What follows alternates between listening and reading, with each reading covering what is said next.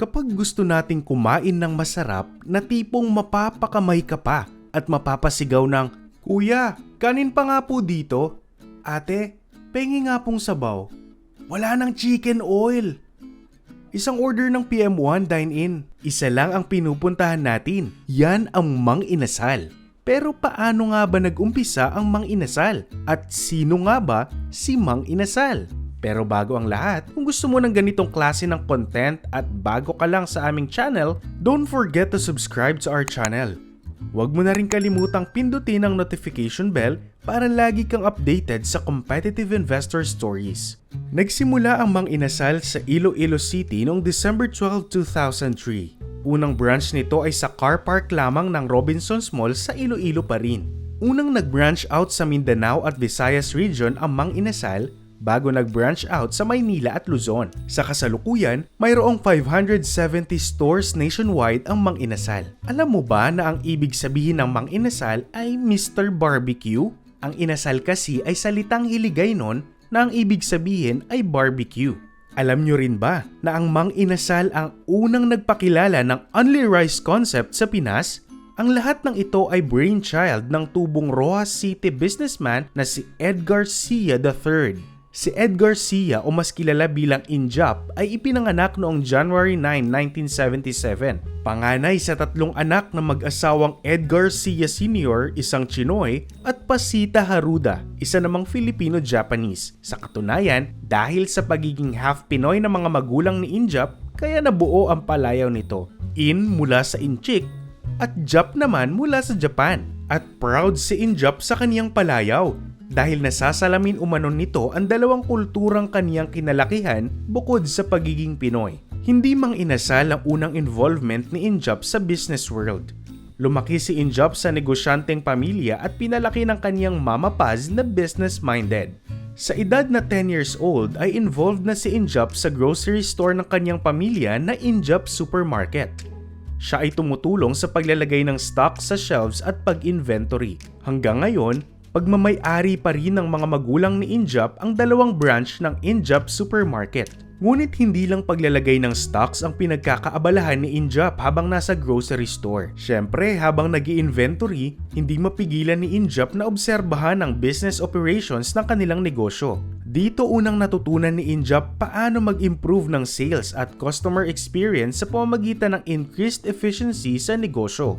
And still at the young age of 15, Injap Sia convinced his family to invest and sell pandesal in their grocery store.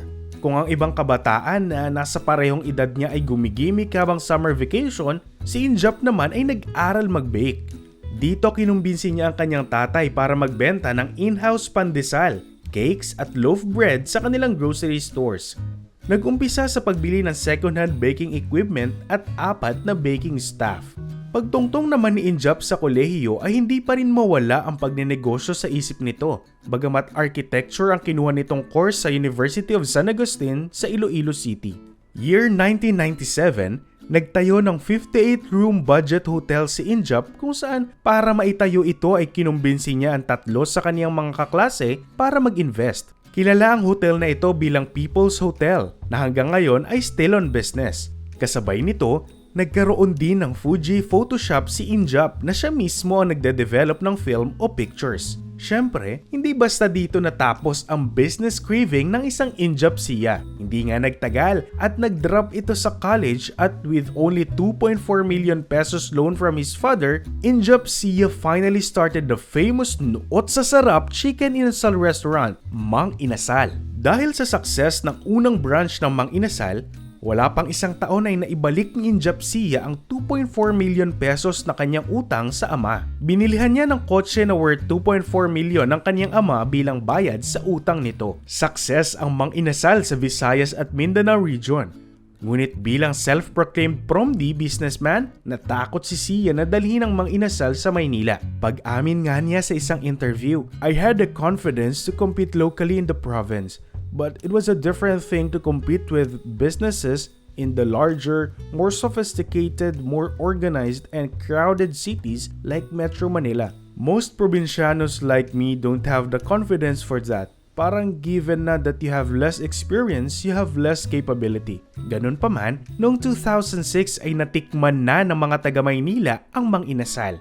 Dito rin unang ipinakilala ng Mang Inasal ang Only Rice Promo. Tinawag itong make or break business venture ni Sia dahil pa rin sa pagiging prom de businessman niya. 4 na taon pagkatapos magbukas ang first branch ng Mang Inasal sa Luzon ay dito na pumasok si Jollibee Food Corporation. Binili ng Jollibee ang 70% ng Mang Inasal sa halagang 3 billion pesos. From this, at the age of only 34 years old, naging youngest billionaire si Injap Sia sa Pilipinas. Ngunit maliban sa 3 bilyong piso na nakuha ni Sia sa Jollibee, ay mayroon pa itong nakuhang hindi matutumbasan ng bilyong piso. Iyan ay ang mentorship sa nag-iisang Tony Tan Kak Chong, Jollibee Food Corporation Chairman and Founder. And in 2016, for 2 billion pesos, Jollibee acquired the remaining 30% stake at Mang Inasal. At present, business partner si Tan at Sia, co-chairman Double Dragon Properties Corporation ng dalawang business tycoon.